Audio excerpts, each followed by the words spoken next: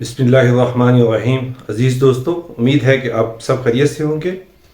آج ہم آپ کو ایک ایسی حقیقت بتائیں گے جس پر یقین کرنے کو دل نہیں مانتا، مگر یہ حقیقت ہے کہ ایک وقت ایسا تھا کہ جب سونے اور نمک کی قیمت برابر تھی۔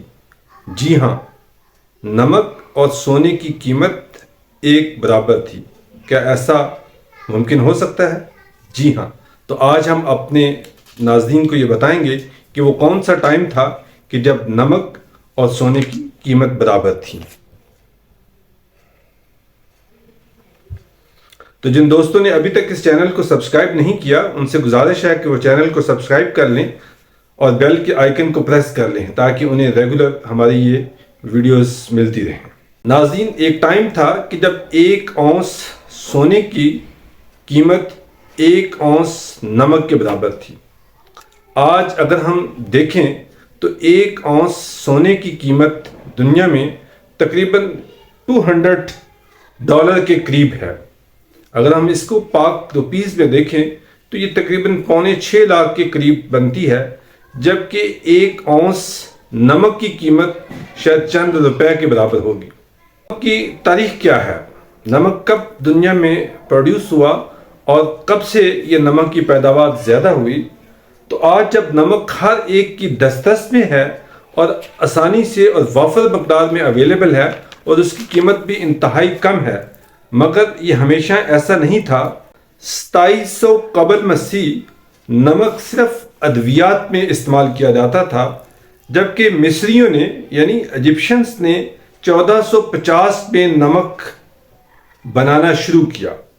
نمک حاصل کرنے کا سب سے بڑا جو سورس تھا وہ سمندر کے پانی کو خشک کر کے نمک حاصل کیا جاتا تھا، جبکہ اس کے بعد جو دوسرا بڑا سورس تھا وہ اس کی بڑے اسمال سکیل پہ چھوٹی چھوٹی سی وینز ہوتی تھی اور انتہائی ڈیپتھ میں یہ واقع ہوتی تھی اور ان کو مائننگ کر کے نمک حاصل کیا جاتا تھا۔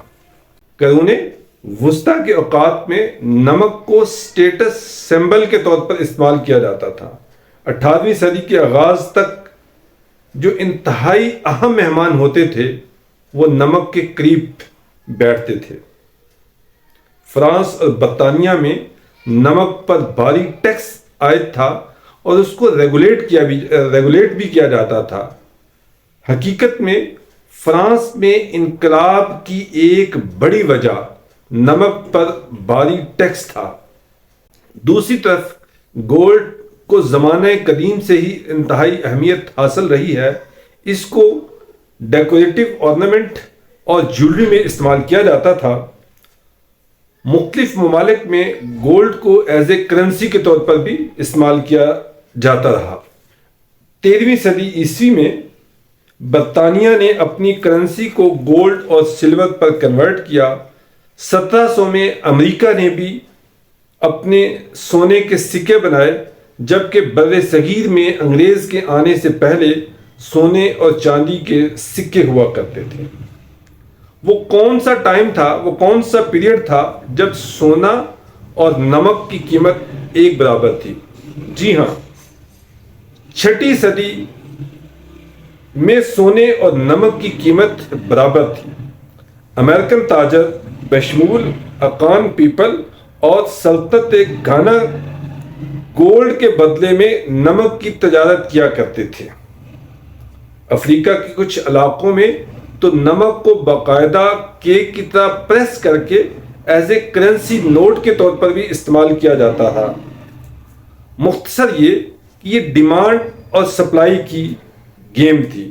ایک وقت تھا کہ جب نمک کی پیداوار انتہائی کم تھی اور صرف امیر طبقہ عمرا کی دسترس میں ہوتا تھا، جبکہ وقت کے ساتھ ساتھ نمک کی پیداوار میں اضافہ ہوتا گیا، نئی ڈسکوریز ہوتی رہیں اور نمک کی پیداوار میں اضافہ ہوتا گیا، جس کی وجہ سے اس کی پرائس بھی کم ہوتی گئی۔ ایک رپورٹ کے مطابق 2022 میں نمک کی دنیا میں کل پیداوار تقریباً 290 ملین ٹن تھی۔